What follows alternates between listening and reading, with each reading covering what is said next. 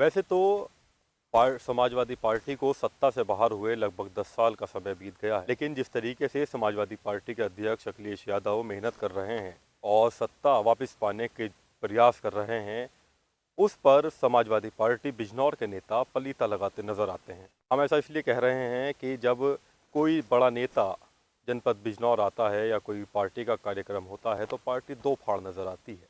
जहां एक तरफ लखनऊ मुख्यालय पर देश भर से आए कार्यकर्ताओं से सपा अध्यक्ष अखिलेश यादव गर्मजोशी से मिलते हैं और आगामी विधानसभा चुनाव में जी जान से जुटने का आह्वान करते हैं। वहीं जनपद बिजनौर में मासिक बैठक हो या कोई अन्य प्रोग्राम हो, पार्टी दो फाड़ नजर आती है।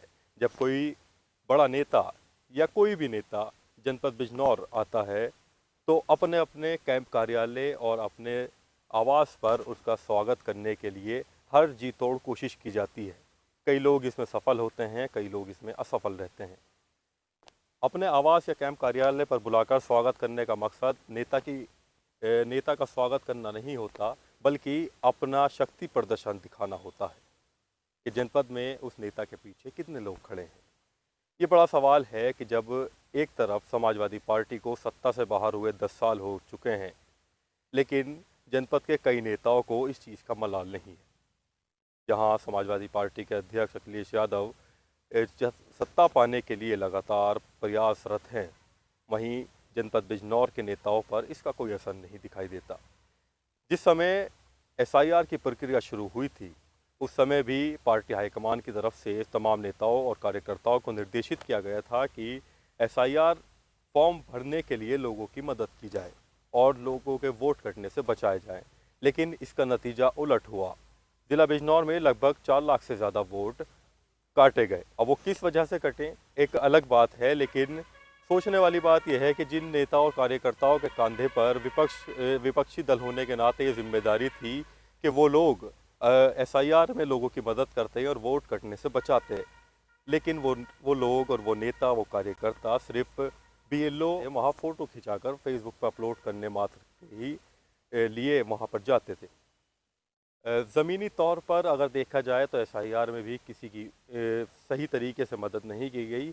अगर हम बात करें बीते लोकसभा चुनाव की, तो ज़िला बिजनौर में 2 लोकसभा सीटें आती हैं, नगीना और बिजनौर। नगीना से पूर्व जज जो वीआरएस लेकर लोकसभा का चुनाव लड़े थे, मनोज कुमार, उनको हार का सामना करना पड़ा। वहीं बिजनौर से भी समाजवादी पार्टी को हार का सामना करना पड़ा। इसका मुख्य कारण समाजवादी पार्टी के दो फाड़ रहे हैं, जहां सीधा सा इसका नुकसान लोकसभा चुनाव में भी पार्टी देख चुकी है। लोकसभा चुनाव चल रहे थे तो उस समय कई लोग अपने चहेते लोगों को टिकट दिलाने का प्रयास कर रहे थे, लेकिन उनको टिकट नहीं हो पाया। पार्टी हाईकमान ने जिसको बेहतर समझा उसको टिकट दिया। कुछ लोगों ने चुनाव लड़ाया तो वो भी नाम मात्र का।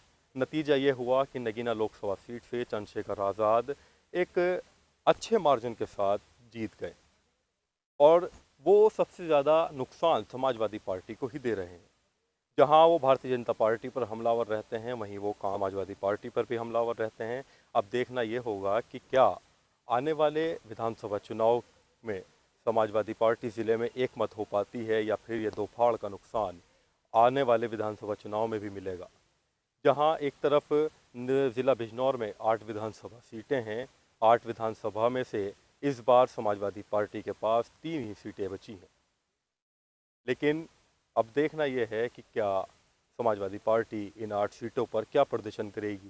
क्या संगठन की नकारात्मकता और आपसी विरोध, मनमुटाव आने वाले विधानसभा चुनाव पर भी असर डालेगा। अगर हम एक तरफ बात करें कि जो नेता वाकई ही काम करने वाले हैं, जो जनता से जुड़ाव रखते हैं, जनता के बीच जाकर जनता की बात कहते हैं और सुनते हैं, उन लोगों को पार्टी मीटिंग या पार्टी के जो शीर्ष नेता हैं ज़िले के, वो भाव नहीं देते।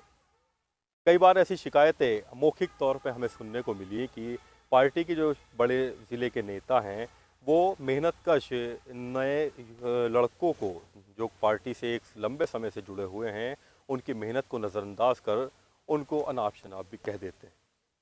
अब इस बात में कितनी सच्चाई है ये तो पार्टी के नेता जाने और वो कार्यकर्ता जाने जिन्होंने हमसे ये मौखिक बात कही। लेकिन ये बड़ा सवाल है कि क्या इस तरीके के रवैये से जिला बिजनौर में पार्टी अच्छा प्रदर्शन कर पाएगी और जिले की 8 विधानसभा सीटें जीत पाएगी। और क्या अखिलेश यादव का फिर से मुख्यमंत्री बनने का सपना सफल हो पाएगा?